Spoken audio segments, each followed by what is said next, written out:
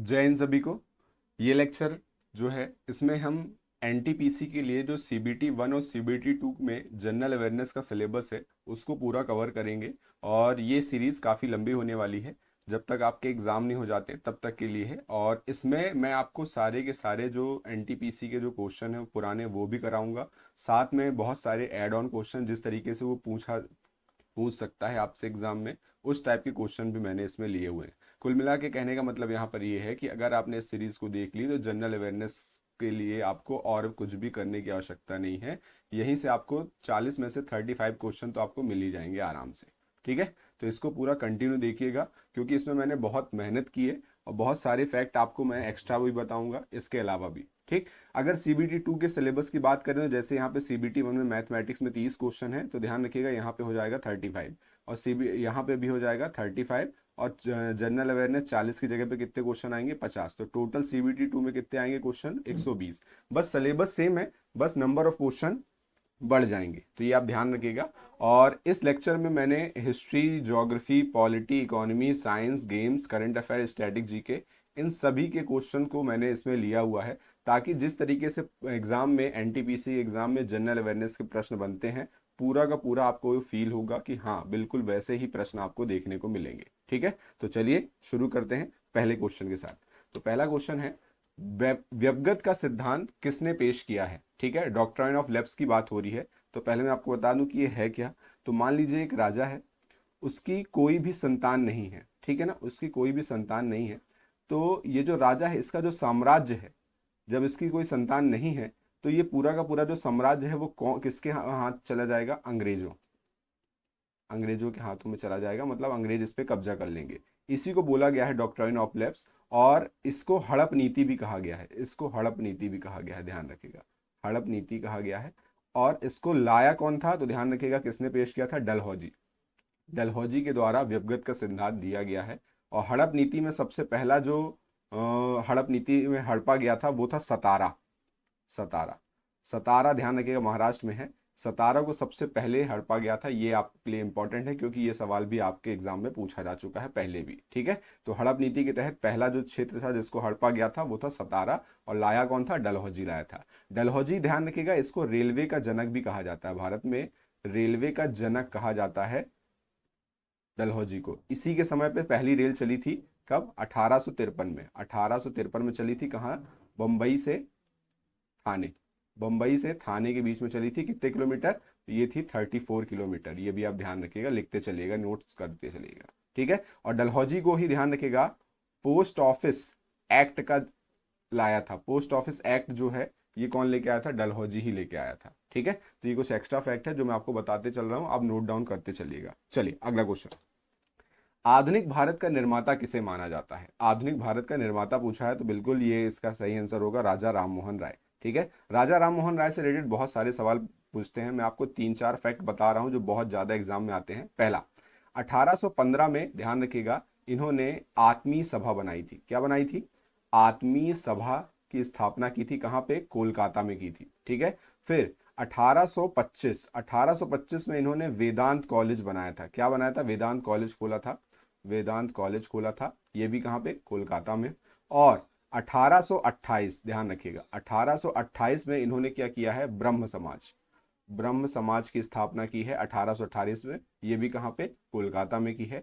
और 1829 की अगर बात करें, 1829, तो 1829 में इन्होंने सती प्रथा पर बैन लगाया है, सती प्रथा पर इन्होंने बैन लगाया है। लेकिन यहां पर एक फैक्ट और है, किसके सहयोग से, तो ध्यान रखिएगा बेंटिक, बेंटिक के सहयोग से इन्होंने सती प्रथा पे बैन लगाया है। ठीक है, तो 1815 में आत्मीय सभा, 1825 में वेदांत कॉलेज, 1828 में ब्रह्म समाज, 1829 में सती प्रथा पर बैन लगाया है। ठीक है, और इनको राजा की जो उपाधि दी गई थी, ये दी गई थी अकबर सेकंड, अकबर सेकंड के द्वारा इनको राजा की उपाधि दी गई थी। ठीक है, तो ये फैक्ट भी आप नोट डाउन कर लीजिएगा। चलिए आगे चलते हैं, हड़प्पा सभ्यता का पवित्र पक्षी किसे माना जाता है। ठीक है, तो इसका सही आंसर है फाक्ता। फाक्ता जो है ये कबूतर की तरह दिखाई देने वाला पक्षी है, फाक्ता, जिसको हड़प्पा सभ्यता में पवित्र पक्षी माना गया है।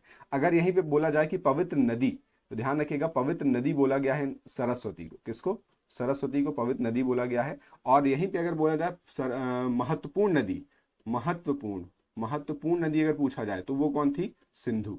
सिंधु जो थी वो सबसे महत्वपूर्ण नदी थी, जबकि सबसे पवित्र नदी इन्होंने सरस्वती को माना है। और एक फैक्ट और जो आपको ध्यान रखना है कि पवित्र वृक्ष की अगर बात करें, पवित्र वृक्ष जो था वो था पीपल। पवित्र वृक्ष जो था पीपल था हड़प्पा सभ्यता में। और पशु पशु जो था वो था एक सींग वाला बैल। एक सींग वाला बैल या गेंडा भी बोल सकते हो आप, ठीक है ना। एक सींग वाला बैल या गेंडा, ध्यान रखिएगा। तो ये कुछ इंपॉर्टेंट फैक्ट है, इनको भी आप नोट डाउन कर लीजिएगा। चलिए आगे चलते हैं। अखिल भारतीय हरिजन संघ की स्थापना कब की गई? तो ध्यान रखिएगा ये की गई है 1932 में, ठीक है, 1932 में की गई है। और किसने किया है? महात्मा गांधी। महात्मा गांधी जी के द्वारा ये अखिल भारतीय हरिजन संघ की स्थापना की गई है। ध्यान रखिएगा 1930 में क्या हुआ है? सविनय अवज्ञा आंदोलन। क्या हुआ है? सविनय अवज्ञा आंदोलन हुआ है, ध्यान रखिएगा, ठीक। 1932 में पूना पैक्ट भी हुआ है, ध्यान रखिएगा, अम्बेडकर जी और गांधी जी के बीच में, ठीक।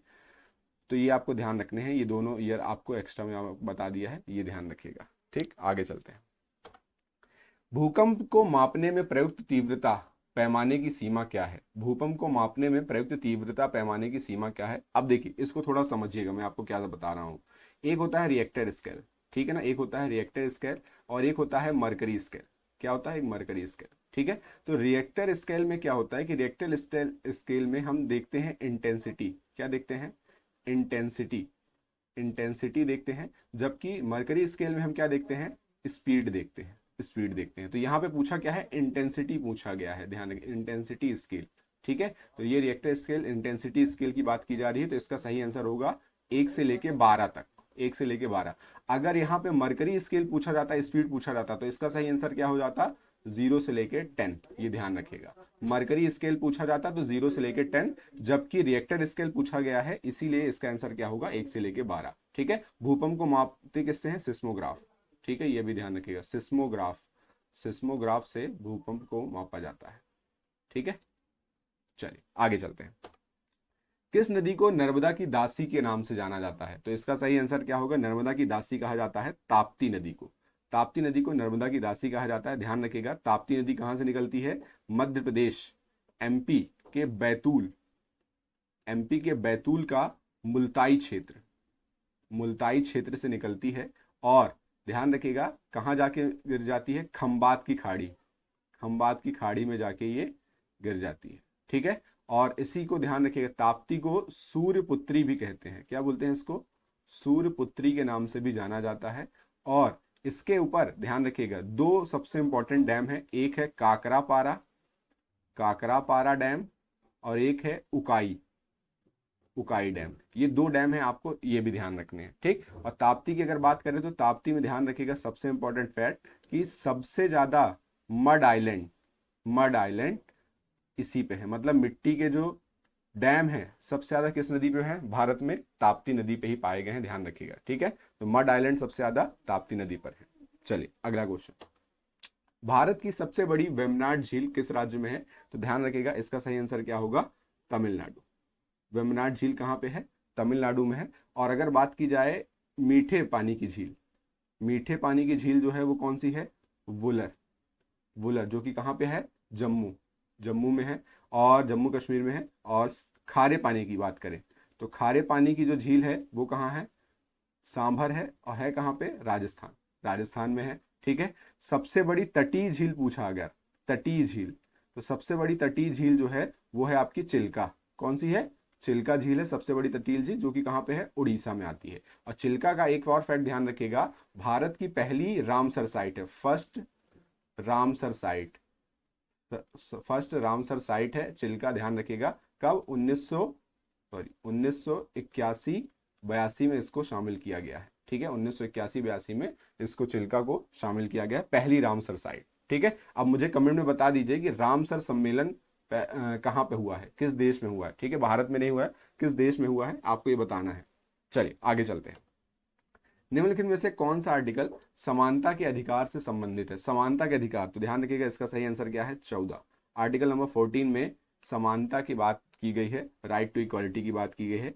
आर्टिकल नंबर 21 की बात करें तो ध्यान रखिएगा राइट टू प्राइवेसी, ठीक है ना, राइट टू प्राइवेसी बताया गया है। आर्टिकल नंबर 19 की बात करें तो right to freedom, right to freedom की बात की गई है। इसमें अपन ने देख ही लिया कि समानता की बात की है। और इसमें आर्टिकल नंबर 25 में किसकी बात की गई है, धर्म, धर्म की बात की गई, रिलीजन संबंधित है आर्टिकल। ठीक है, चलिए आगे चलते हैं। भारतीय संसद के ऊपरी सदन को किस नाम से जाना जाता है। ठीक है, ऊपरी सदन की बात हो रही है, अपर हाउस की, तो ध्यान रखिएगा ऊपरी सदन बोला जाता है इसको भाई, राज्यसभा को बोला जाता है ऊपरी सदन। ठीक है, लोकसभा और राज्यसभा, विधान परिषद, विधानसभा, ये बहुत बार पूछे गए हैं, इनके आर्टिकल कई बार एग्जाम में आते हैं। ठीक है, तो राज्यसभा का आर्टिकल ध्यान रखिएगा क्या है, आपको ध्यान रखना है, इसका आर्टिकल है 80, लोकसभा का आर्टिकल है 81। ठीक है, विधान परिषद का आर्टिकल क्या है, विधान परिषद का आर्टिकल है 169, और विधानसभा का आर्टिकल क्या है 170। ठीक है, 170। ठीक है, तो ये अभी आप ध्यान रखिएगा। चलिए आगे चलते हैं। भारत में चुनाव के लिए आदर्श आचार संहिता कौन लागू करता है, तो इसका सही आंसर क्या होगा, चुनाव आयोग। चुनाव आयोग के द्वारा ही आदर्श आचार संहिता लागू की जाती है। और पहली बार आचार संहिता कहां लगी थी, ध्यान रखिएगा 1960 में केरल में सबसे पहले आचार संहिता लगाई गई थी। ठीक है, चलिए आगे चलते हैं।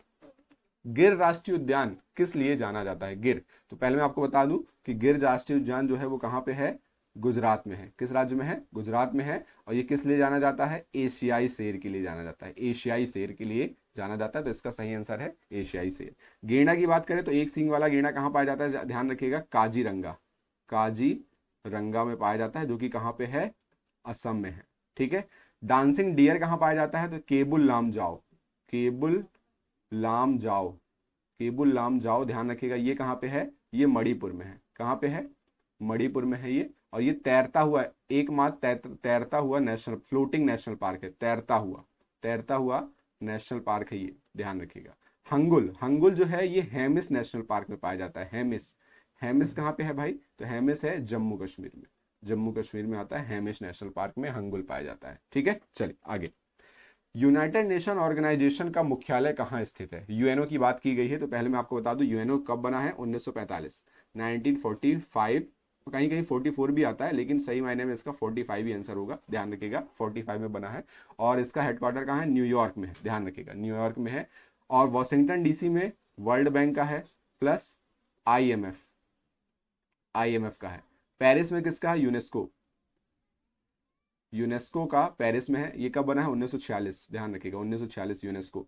जिनेवा में किसका है, डब्ल्यूएचओ, डब्ल्यूएचओ का है। डब्ल्यूएचओ कब बना है, 7 अप्रैल 1948, ध्यान रखिएगा। इसीलिए 7 अप्रैल को क्या मनाते हैं हम, वर्ल्ड हेल्थ डे मनाया जाता है 7 अप्रैल को। ठीक है, चलिए आगे चलते हैं।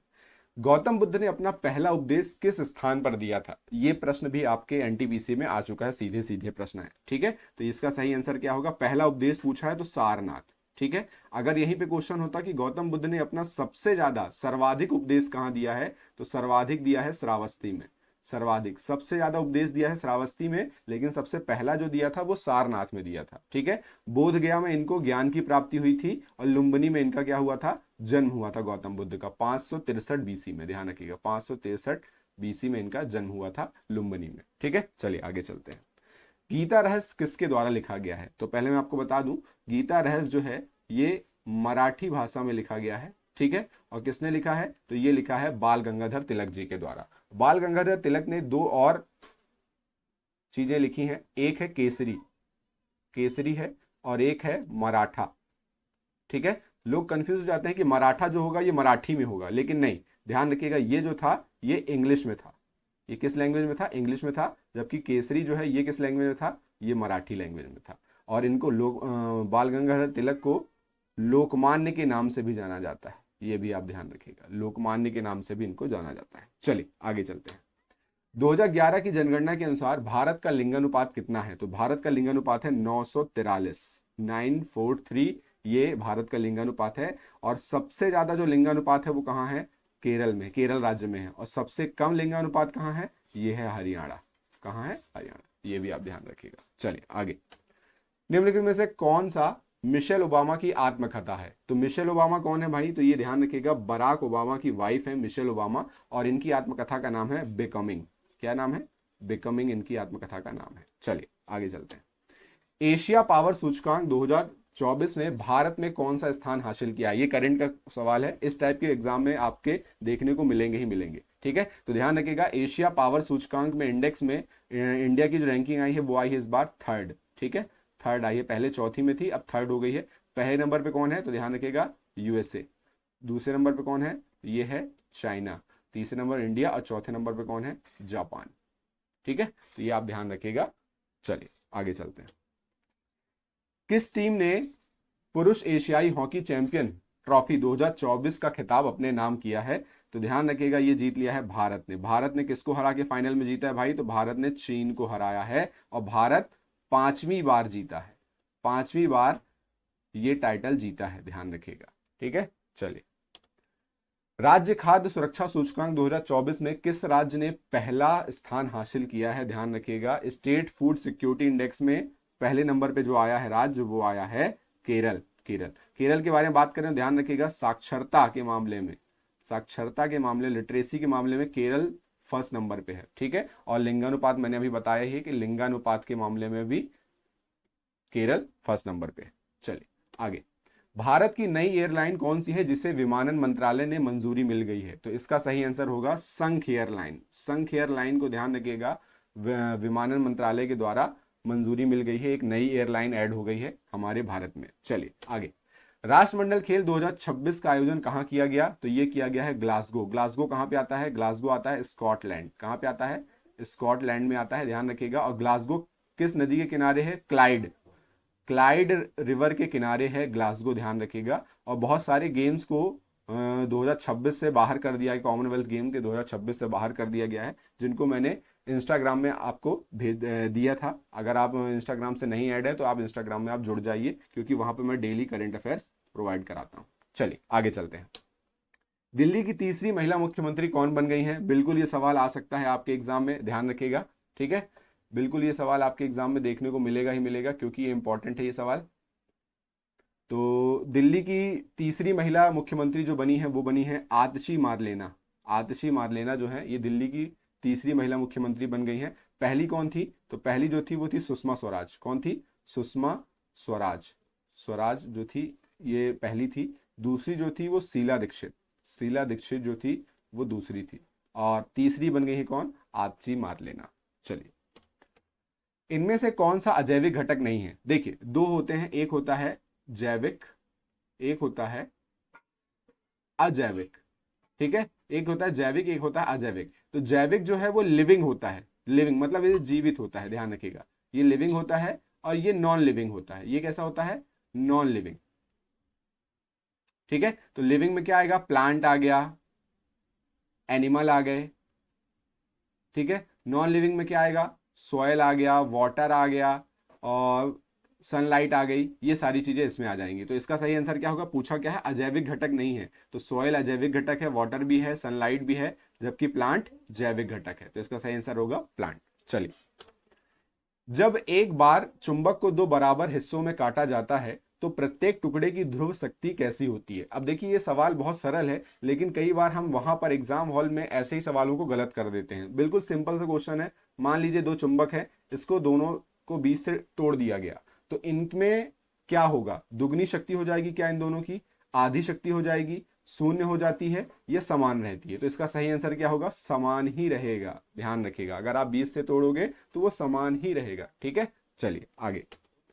विद्युत बल्ब का फिलामेंट किसका बना होता है? तो इसका सही आंसर है टंगस्टन। विद्युत बल्ब का फिलामेंट जो है टंगस्टन का बना होता है। और टंगस्टन सबसे ज्यादा किस राज्य में होता है? तो ध्यान रखिएगा, राजस्थान। राजस्थान में टंगस्टन सबसे ज्यादा होता है। अगला, निम्नलिखित में से कौन सा सर्च इंजन नहीं है? कौन सा सर्च इंजन नहीं है? गूगल सर्च इंजन है, ठीक है ना। बाइडू बिल्कुल चाइना का सर्च इंजन है। चैट जीपीटी ये एक एआई है, ठीक है ना, एआई है। और चैट जीपीटी को कौन लाया है? तो ध्यान रखिएगा, ओपन एआई।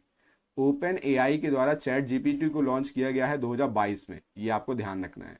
याहू, याहू एक सर्च इंजन है। तो इसका सही आंसर क्या होगा? चैट जीपीटी, ध्यान रखिएगा। ठीक है, अब यहां पे मेरे को आप कमेंट करके बताइए कि जीपीटी का फुल फॉर्म क्या होता है। ठीक है, देखते हैं कौन बताता है। चैट जीपीटी में जीपीटी का फुल फॉर्म क्या होता है? चलिए आगे।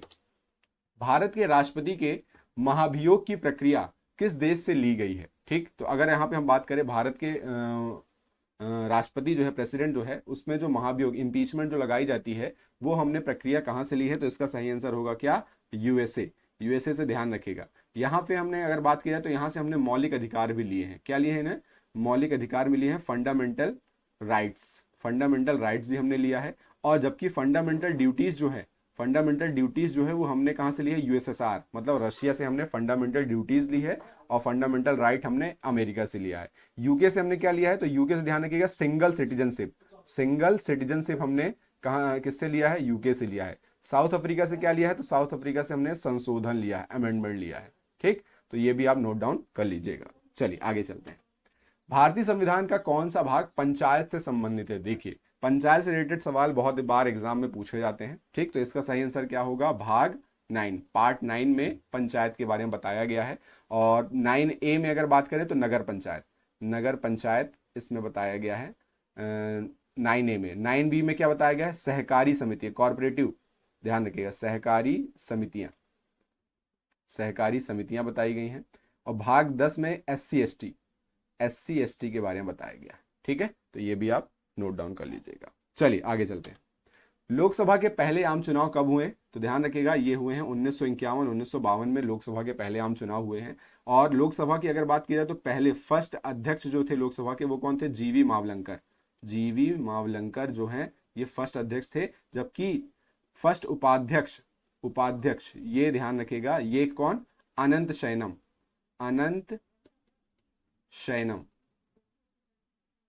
अनंत शयनम जो है ये फर्स्ट उपाध्यक्ष थे, वाइस चेयरमैन थे, ध्यान रखिएगा, लोकसभा के। अगला, बस तो ये आपके जो क्वेश्चन थे यहीं पे समाप्त होते हैं। अब आप मुझे कमेंट करके बताइएगा कि क्वेश्चंस का लेवल कैसा लगा आपको। और ये बिल्कुल लगभग मैंने उसी तरीके से बनाया है जैसे आपके एनटीपीसी के पेपर में आते हैं। ठीक है, अगर आपको ये अच्छा लगा होगा तो प्लीज कमेंट करके बताइएगा, ताकि मैं और इस तरीके से मेहनत करके आपको और अच्छे से प्रोवाइड करवा पाऊँ। ठीक है, तो चलिए, जय हिंद।